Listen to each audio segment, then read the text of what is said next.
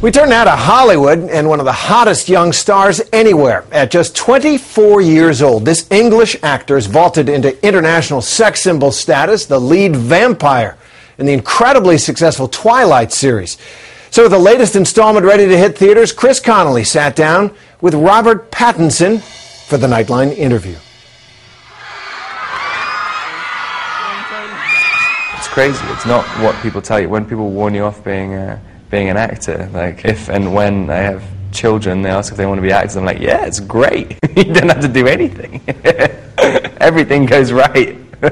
So it's been for Robert Pattinson, now 24, who has seen the Twilight films transform him from a little-known British actor into an A-list teen heartthrob, thanks to his performance as vampire Edward Cullen, eternally devoted to Kristen Stewart's high schooler, Bella. In the series' third film, Eclipse, confrontations with the newly undead and with a six-pack romantic rival in Taylor Lautner's Jacob give Pattinson's Edward a chance to combine his wooing with a little whoop-ass. Doesn't he own a shirt? There are a lot of fight scenes and the love triangle between me, Bella, Kristen's character, and Jacob kind of comes to a head. You're like a specter in the last film, and you finally get to be this close to people for most of this movie, aren't you? And that was the most frustrating thing about the last one, because I was just kind of straight on green screen, and I did it all in about 2 days at the end, and I couldn't remember what any of the scenes were about. Open your eyes, look at me. I'm alive. In a hyper-sexualized era, nothing's more different about this saga than its far from R-rated reserve. As in Stephenie Meyer's Twilight novels, Eclipse's bodices remain resolutely unripped, with Bella pining for vampiric release, but Edward insisting on marriage before he puts out. If there was a hard and fast decision by both of them saying, yeah, we're going to remain virgins our entire life, it's never going to happen. I don't think it would be as popular a series. Anyone who likes the books, they all think they're really sexy. They just like that moment, the kind of tipping point before it goes over. I mean, everybody likes that. That's the best part of a relationship.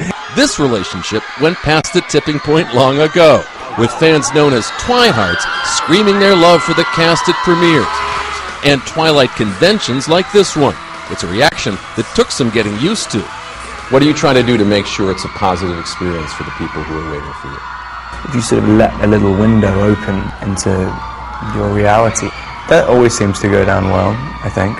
I guess look like you're enjoying it, rather than looking like it's freaking you out and you want to leave. While Pattinson has looked increasingly at ease with his celebrity, even yakking it up with Tom Cruise's studio chief character in a promo for the MTV Movie Awards. Thinking about cleaning myself up a little bit. Maybe get a suit, have a shave, maybe wash my hair. Kristen Stewart has had to apologize for comparing being photographed by paparazzi to being raped.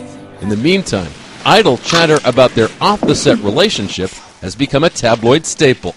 Everybody speculates about it, but you don't talk about your personal life. Why is that the right decision for you? I don't know what benefits there would be to talking about it. I mean, it's in logical terms. If you're just walking down the street and every single stranger on the street knew your business and came up and felt like they need to comment on it, like you'd just be like, "Shut up! Like I'm gonna kill you." And it's exactly the same mentality. I don't really want to try and sell it either. Maybe if I was selling it, I'd talk about it more. But there's no need to sell it, as Pattinson's career remains white hot. His interest plucked the romance Remember Me off the slush pile and got it made. It's a bull. Guess it was just here to tease me. Hard to recall that a few years ago, he was terrified by his audition for Twilight. I mean, I knew it was going to be a long audition because I was doing a screen test for it, and it was at the director's house and stuff. And 20 minutes before I had to leave, I just suddenly started panicking, and luckily the person I was staying with had a half Valium on her bedside table, so I just stole it. It was probably one of the best decisions I've ever made. When you got cast in this series, Stephenie Meyer asked, "Is he ready to be the it guy?" Were you ready to be the it guy?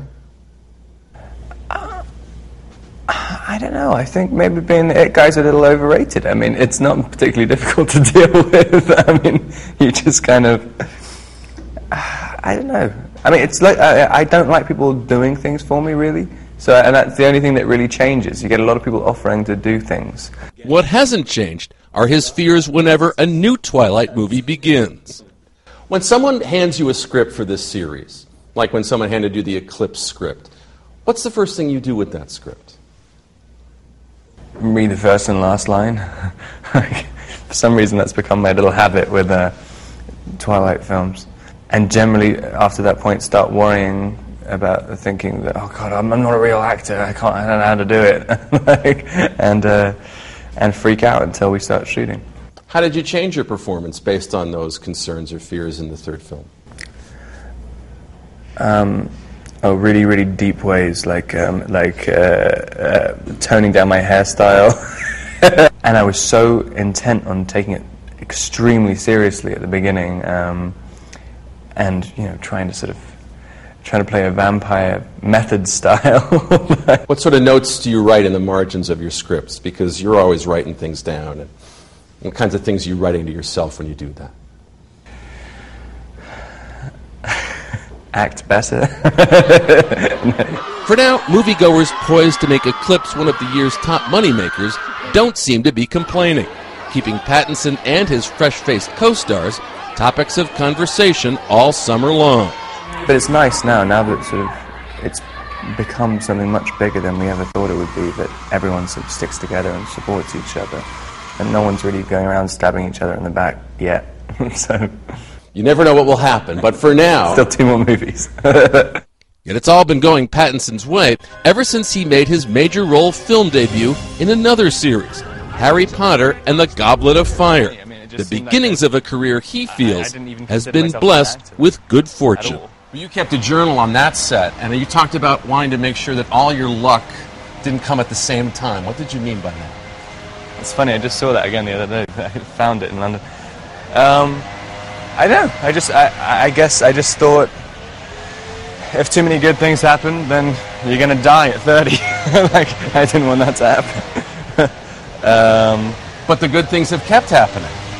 Yeah, so probably I'm going to die at 30.